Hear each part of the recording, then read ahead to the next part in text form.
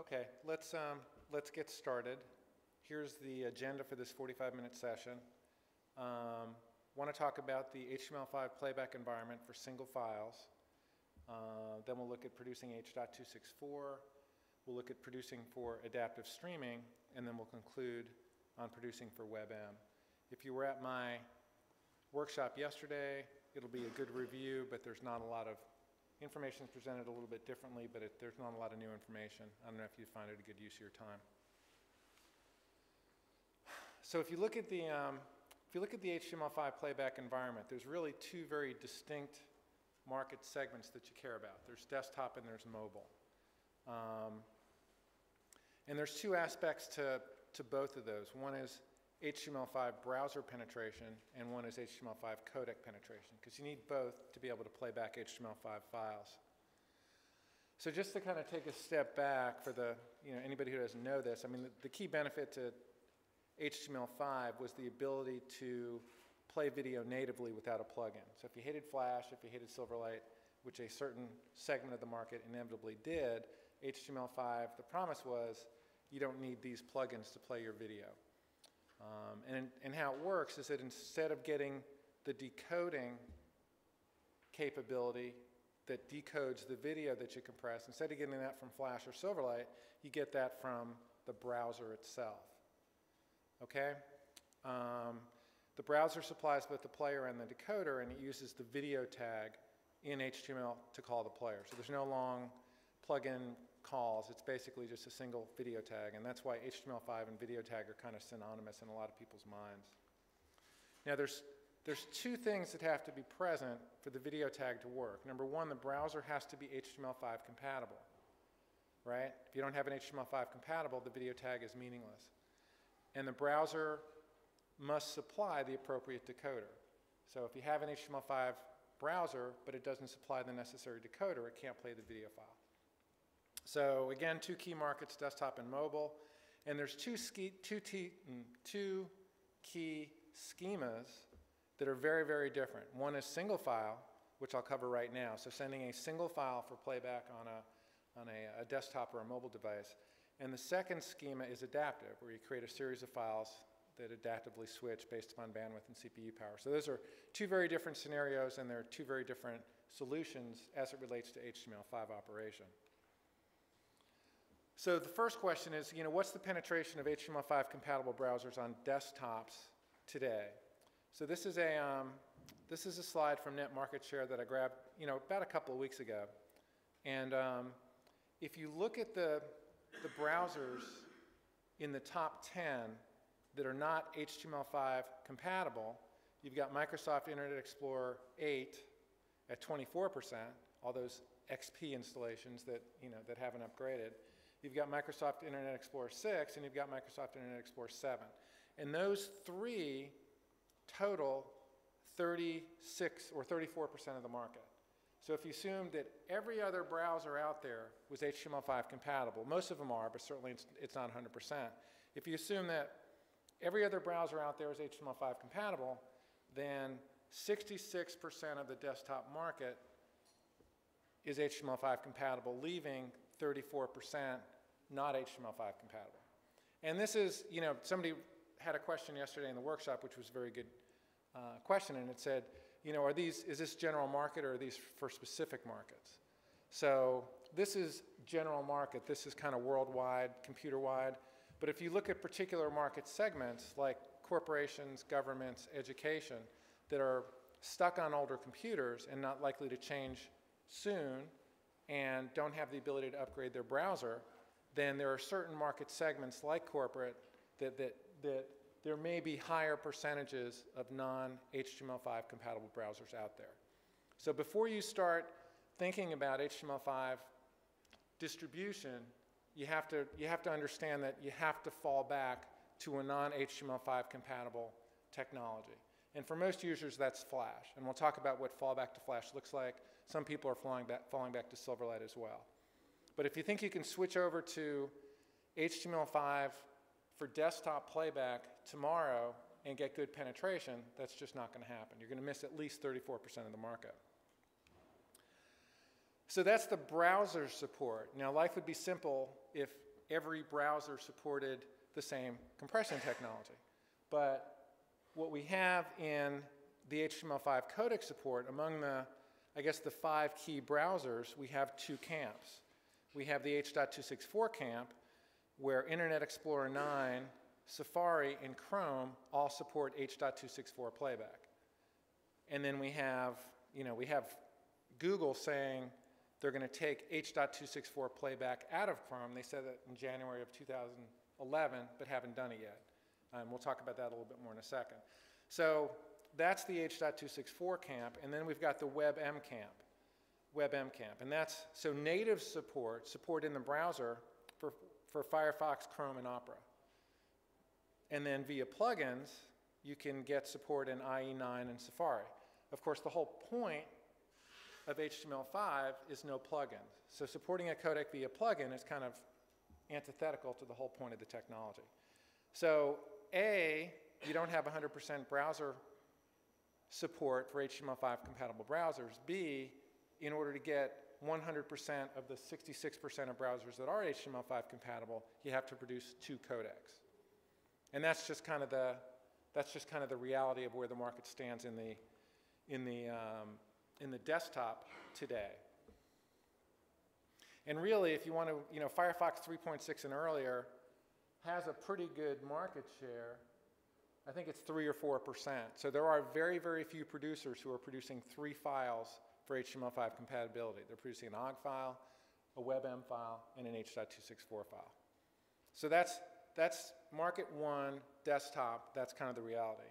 And fortunately, the picture's a lot nicer in the mobile market. So in the mobile market, you pretty much have 100% HTML5 compatibility in the Android, Windows 8, and iOS phones and tablets. So all those devices play H.264. And they all have HTML5 compatible browsers. So basically, HTML5 is the best way to send single files to mobile devices because you have one interface, HTML5, and one codec. So for single file distribution, HTML5 is perfect. So how do producers use HTML5? So if you're producing today and you want to support mobile and desktop, and everybody does, what do? So HTML5 is the easy way to support mobile, but it's incomplete for desktop. So how do you do this? What you do is you use code that delivers HTML5 playback first, but falls back to Flash if the HTML5 playback capability isn't present. So that's what you see here. You've got the video tag right here, and then you've got your MP4 file for an HTML5 compatible browser that plays MP4 files, H.264. You've got your WebM file for HTML5 browsers that play WebM files, and then you've got fallback to Flash for devices or desktop browsers that don't support HTML5. So most of the people who are supporting HTML5 today in a big way are using some schema that looks like this. They're supporting, this gives you mobile support, which everybody wants, and this gives you fallback to Flash for those browsers that aren't HTML5 compatible. And that's what people are doing. Okay, so that's the market in general. HTML5 is good for mobile, decent for desktop, two codec choices for the desktop, and the first one is H.264. So let's start there. Now, I actually wrote a book on producing H.264, and I don't think I can transfer all that knowledge in 10 minutes or so. But there's 2 configuration options in H.264 that can make your video file incompatible if you get these wrong, right? So let's focus on those. If you just use a preset as is and then customize the profile and level as necessary to play on the target devices, you're probably okay. Okay, so these are the ones that I've decided to focus on. Now let me start off by saying, you can put H.264 in a lot of different container formats. So container format is the QuickTime container format, the Flash container format, the MPEG-2 container format. But if you want to produce one file that plays everywhere, you should use the MP4 container format. And if you're pretty much every encoding tool out there will produce an H.264 file with an MP4 extension. So that's what you want to do if you're producing for HTML5.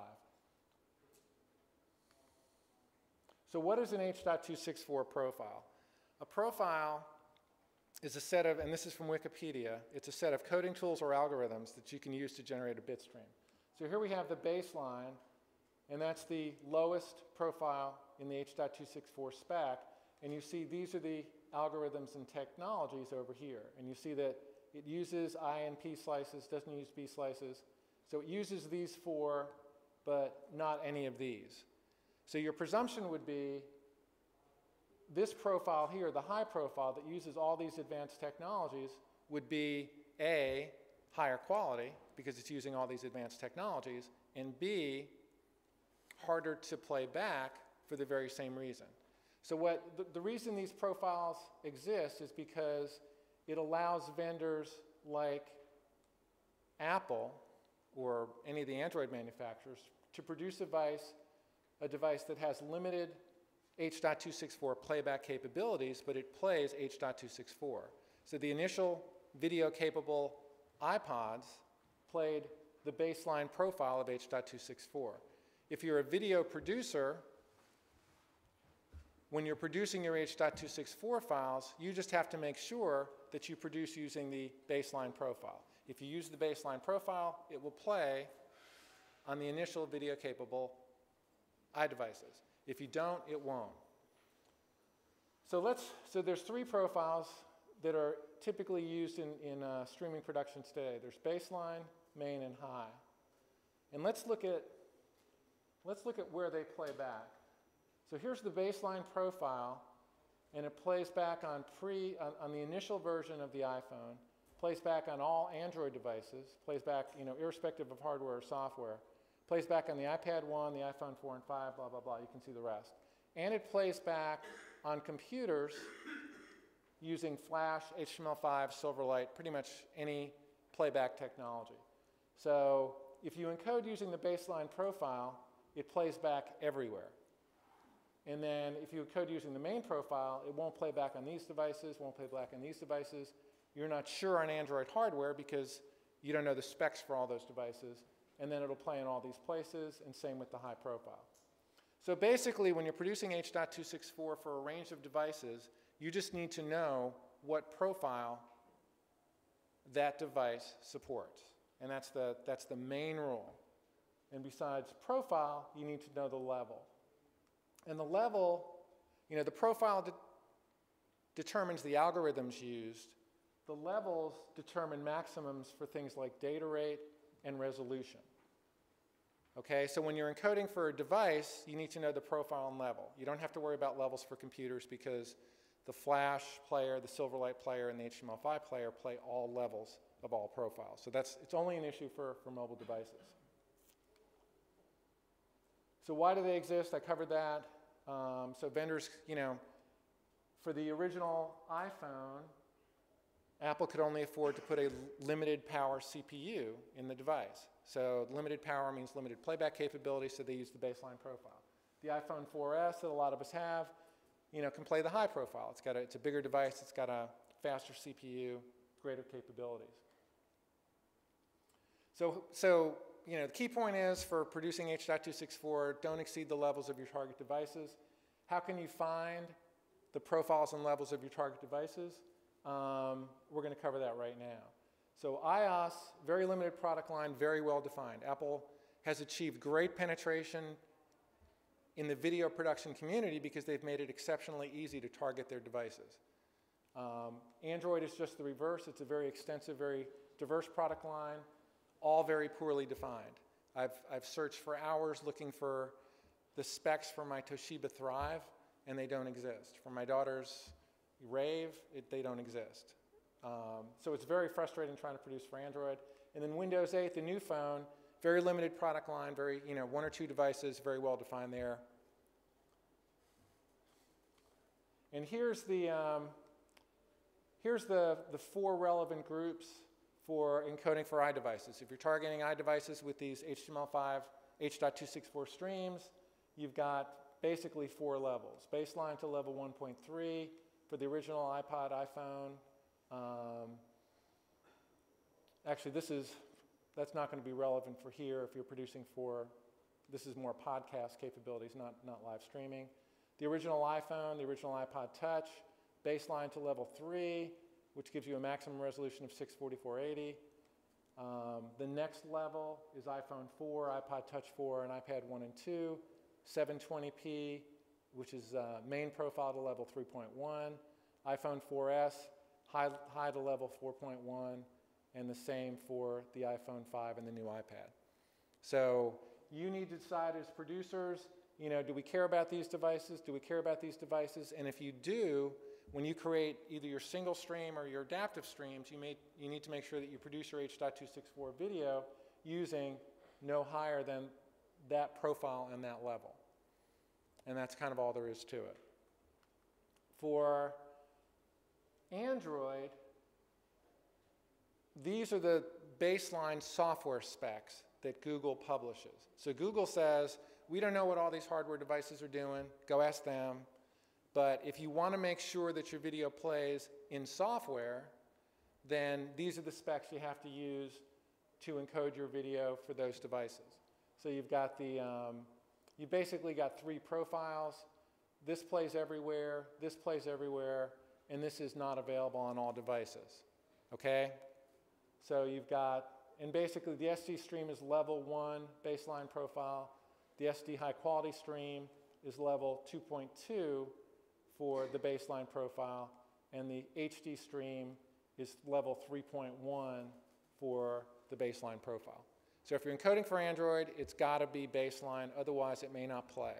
Probably all of the newer devices manufactured in the last 12 months can play higher quality files, but they don't publish the specs, and you can't keep track of all those specs anyway. So if you're encoding for Android, the safest course is to do baseline. In the new Windows 8 phone, there's 2 CPUs, both by Qualcomm. This is the lowest power CPU, so if you want to support all Windows 8 phones, this is the spec you have to use. And they support the main profile up to level 1.3 or 2.0, and the high profile up to level 1.3 or 2.0, and this depends on the entropy encoding technique that you use, and I'm not going to get into that. So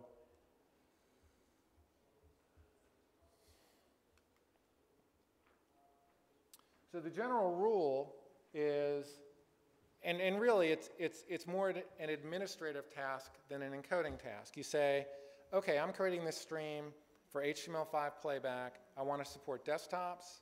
I want to support these iDevices, I want to support Android, and I want to support the new Windows phone. And then you basically have to do a lowest common denominator analysis and say, okay, I'm going to have to use this profile to create a file that plays everywhere.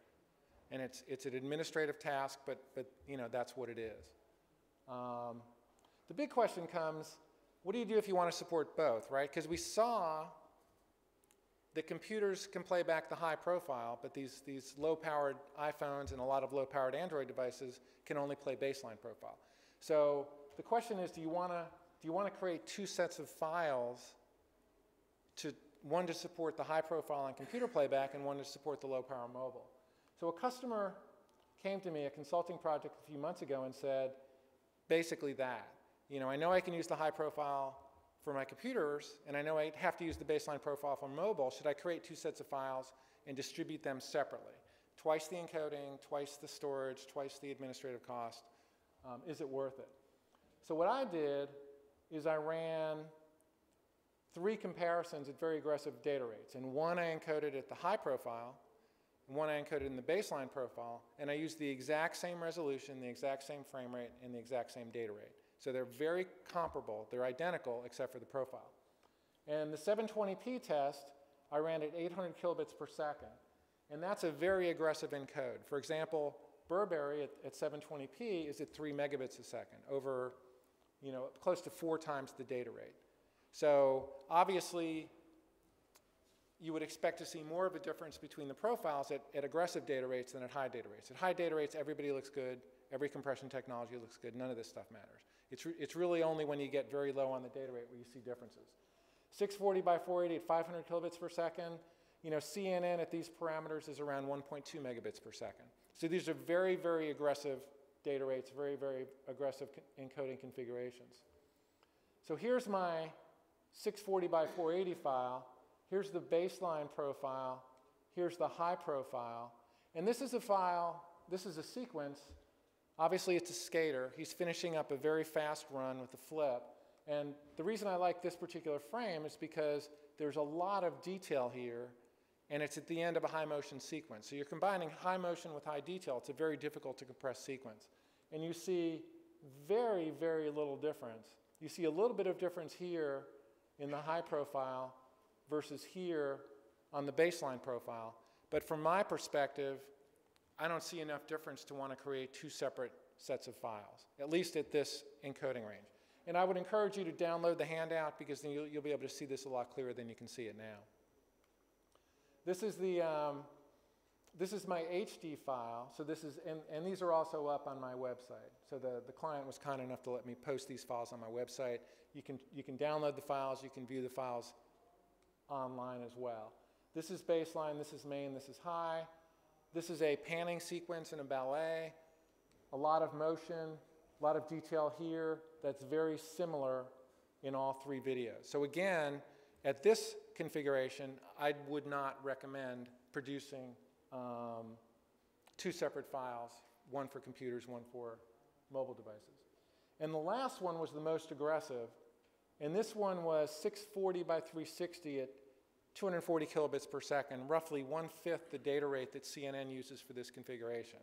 And here, again, this is the same panning sequence. We start to see a little bit of a difference, or actually it's, you know, it's very noticeable. The detail here compared to here, you see a lot less detail here than here. So finally, at this very aggressive encoding parameters, you're seeing a difference between the high profile and the baseline profile. So, you know, what I ended up doing with that client, because all of our encodes were in the much higher data rate realm, was we just recommended doing a single set of files, all baseline, and distributing those to all targets. So if in your shoes, you know, every encoding tool is different, every source video is different, I would recommend doing this test. You know, if you're facing, okay, do I want to produce main for computer playback and baseline for mobile playback, is it worth the time and effort? I would do this exact test and see if you can see the difference. But you know, for this client, these parameters, you know, the only encoding configuration I saw any difference at all was here. And we weren't anywhere close to 240 kilobits per second. Okay. If you want to learn a little bit more about some of the key encoding parameters for H.264, you can go to this video here. If you want specific tutorials for the encoding tools, you can check out these tutorials here. And that covers a lot of the basic H.264 encoding parameters, not only profile and level, but also B-frame and entropy encoding and all that stuff. Okay, so let's jump into HTML5 and adaptive streaming. So, you know, we're going to talk first about adaptive streaming today, where it is for desktop, where it is for mobile, and then, you know, where it's going. And Dash, who here's heard of Dash? Anybody? Yeah, the promise of Dash and then the sad reality of Dash. Actually, I've got to be careful. There's people here from the committee know this stuff better than I do, so I've got to. Okay, so if you want to stream today, so adaptive streaming is basically you produce multiple files, you post them to a website or to a streaming server, they get distributed adaptively to different clients based upon bandwidth and playback CPU capabilities.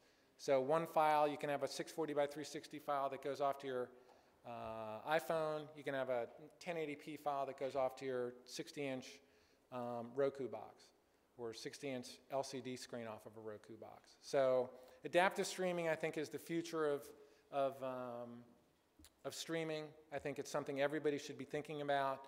I think it's the best way to deliver an effective video experience to a wide range of clients. Today, if you look at the market for adaptive streaming, you've got two very different markets. In the desktop market, you've got Flash at about 98% playback penetration. Their players are in 98% of computers, if you believe Adobe statistics, and I kind of do. And then you've got Silverlight, you know, at about 80% penetration, you know, which is enough for some pretty major people to decide to use Silverlight for adaptive streaming. So there is a solution there. Unfortunately, this solution does not work on mobile markets, right? So what you do on mobile is you do HTTP live streaming, because Apple did a wonderful job, you know, documenting the technology, getting it out there, getting people to use it, supporting it on their own platforms. And what HTTP live streaming gives you, in addition to iOS players, is all Android 3.0 and above mobile devices, which at this point is around 30% penetration. And it's growing rapidly, as you would expect. You know, I guess in March, that number was like 2%. So it's growing very, very rapidly with Android 4 and upgrades to Android 3. And so it's growing rapidly, but today it's only around 30%. So if you're producing adaptive streams today, you have to support two platforms. And that's just kind of the reality. But the promise, the solution to that, the promise of one standards-based adaptive streaming format that supports both desktops and mobile devices is DASH, Dynamic Adaptive Streaming over HTTP. And that's something that's been in the works. It got exciting last year around Streaming Media West, which is the November timeframe, and it's gotten a lot of press, it's gotten a lot of momentum. There were trials in the recent Olympics in London. And let's take a closer look. So it's very much like HLS. So Apple's technology is HTTP live streaming. All of these HTTP live streaming, whether it's smooth streaming or HDS, which is dynamic streaming for HTTP for Adobe, there's two basic components. One are the video files themselves, which are specially prepared, they're chunked, and then there are manifest files that contain the location of the files. So the player checks the manifest file, where's the next chunk of data I need, and then it goes and retrieves it. And Dash is very much like that. It supports multiple compression technologies, multiple container formats, and multiple manifest file formats. And it can support MPEG-2 transport streams like Apple's using, and fragmented MPEG-4 files like Adobe's using, and Microsoft. So it's standards-based, multiple codecs, multiple options. And how's it doing, right? I mean, because no technology is worth anything until you can use it. So where is Dash today on the desktop? So neither Adobe nor Microsoft have released Dash-compatible players. So it's kind of, you know, maybe I'm oversimplifying things, but it feels like if Adobe wanted to support Dash in the Flash player, they could do it like tomorrow. You know, it's not hard technology. There are some issues with, you know, which Dash do they support, right? I mean, because Dash is so broad, multiple codecs, multiple manifest files, multiple file formats, you know, if they support it, what do they support? So I think that's one of the things that's delaying support both for Adobe and for Microsoft. But if you wanted to use Dash today, there's no general technology out there that you could use for playback. As near as I can tell, neither company is, you know, once Dash is out there, they're not going to withdraw their proprietary technologies. You know, Alex is here from Microsoft. He can comment on this further if we have time later. But Adobe has made it clear that they're not dropping dynamic streaming. So they see the two standards, or the two technologies going forward in parallel for a while. You know, how that's going to end, I guess we don't know. And probably the biggest issue is that the dual codec issue is still a problem, because Firefox does not support H.264. So it could be that if you wanted full browser support in the HTML5 playback space, you'd have to do Dash for WebM and Dash for H.264. So you've got to be sitting there thinking, okay, I got dynamic streaming or smooth streaming, gives me very close to ubiquitous support, or I can do Dash, which kind of isn't there yet, and may involve encoding into two formats if I decide to implement it. So the status today is very much uncertain. You know, I think Dash is going to happen, but in terms of when you can make a decision to implement it, it just doesn't seem close. And that's the desktop. And on the mobile market, this is the biggest area of uncertainty for me. because Apple has not announced support for Dash. They were on the committees that formulated, but they haven't come out and said, yeah, we're going to drop HLS, which has given us tremendous market advantage because it's our spec. Everybody's following it, but we're going to drop all that and support Dash, which I just don't see happening in the short term. And even Google hasn't announced that they're going to support Dash. So in the mobile space, you don't know what's going to happen either. Now you can support Dash via apps in the operating system, but again, the whole point of a standards-based technology is ubiquitous support in the operating system, or in the case of desktops, browser support. So again, you know, Microsoft and Adobe could release Dash-compatible players, but then you've got to download a player to put in your browser to play back this HTML5 source video. That's not what we got into HTML5 for. And ultimately, you would expect Dash support in the browsers, in Firefox, IE9, Safari, all that, but that's nowhere near on the horizon. Nobody knows, nobody's even talking about that yet in any meaningful way. A couple of things that are happening in the marketplace. Alex can kind of tell us, we spoke last night at dinner and I kind of grabbed this, but it looks like the Dash committee is working on coming up with kind of a sub-spec that really limits you know, how to implement Dash and creates a subset of the technology that people can actually start to develop players for. So it looks like in the next few months you'll see a sub-spec that people will start trying to work towards. Again, that doesn't mean that Apple and Google will support it, and it doesn't mean that Firefox will support it. Right? Firefox is really on the fence for H.264 support. The other thing that's kind of more interesting is that a lot of open source media players are starting to design in HLS support. Right? So there's a couple of open source Flash players you can license that not only play Flash, but they also play HLS. Because really all we want is to create one set of files and one set of manifest files that plays everywhere. We really don't care if it's standards-based. We really don't care how we get there. We just want to do it once and have it play everywhere. And that may come from the Dash committee, and it may come from open source players designing in HLS support. And I would bank more on this in the short term than I would bank on this. So the bottom line is, you know, if you're producing for adaptive streaming today, you got to support two technologies. In the short term, 3 to 9 months, I don't really see that changing. And in the 9 months to 24 months time frame, you know, if the H.264 Dash subspec succeeds, it's likely you'll still have to produce 2 sets of files, one for Dash and one for HLS.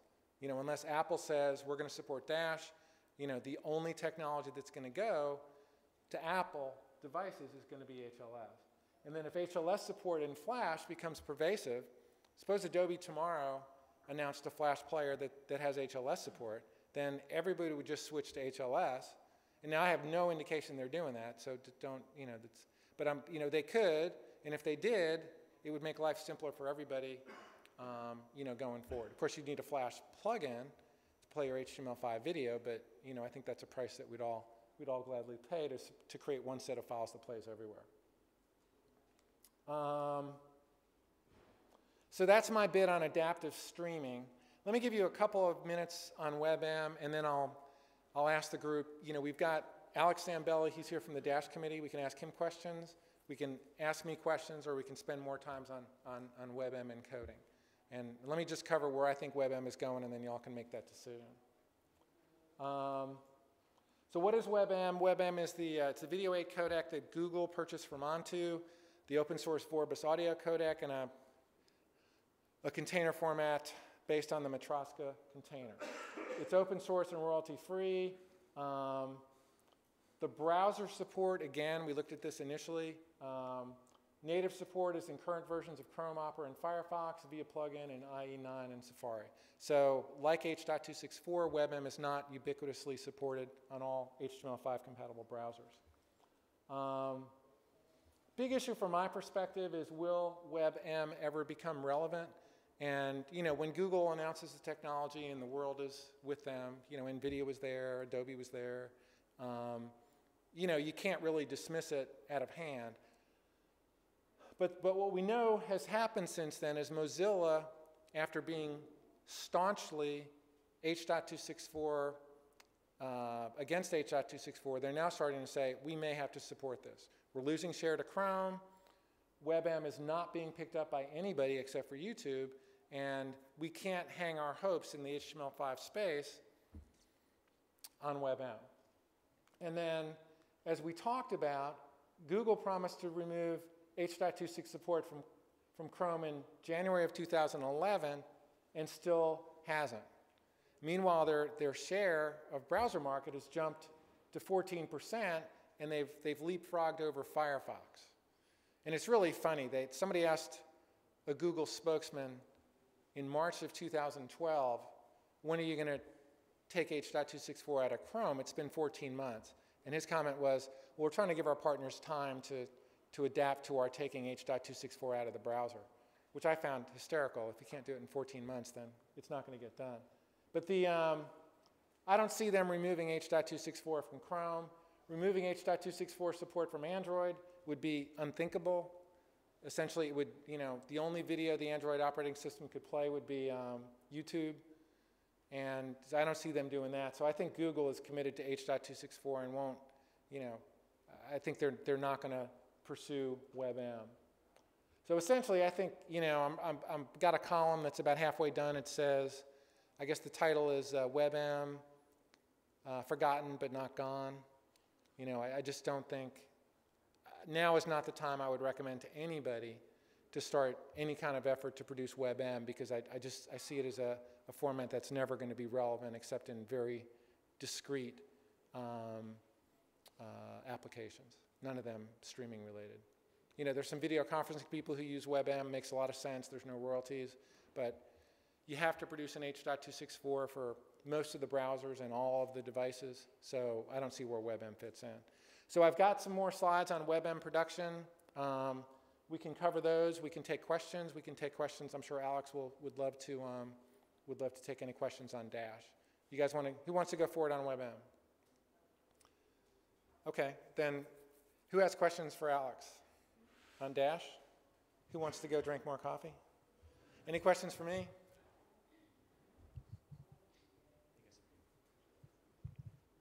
I was just going to ask, what is Mozilla's problem with H.264? I'm sorry, I can't hear you. Oh, sorry. What is Mozilla's problem with H.264? So Mozilla's problem with H.264 is that A, it's not free, and B, it's not open source. So if you look at their charter, they're committed to open source, non-encumbered technologies. And, you know, and that's fundamental to it. And it's really kind of funny because they've got this loyal following of developers who develop for the Firefox program. What Mozilla is talking about is supporting H.264 that's already on the computer. So Mozilla's coming out with an Android version of their Firefox browser that supports H.264, but it doesn't bundle H.264 playback like Silverlight does, like Flash does. What it does is hook into the H.264 support in Android. So it's not even, it doesn't include the H.264 decoder, it's just using what's on the system, and apparently they're getting killed by their developers saying, you know, you're a fink, you're rotten, you know, why are you doing this? You know, you should stand clear in what your charter is. So, but I think the reality is, I mean, it's the last time I looked, it's an $80 million company. They can afford H.264 if they wanted to. And I think they either have to or they will just go away. They're just going to lose market share. Any other questions? I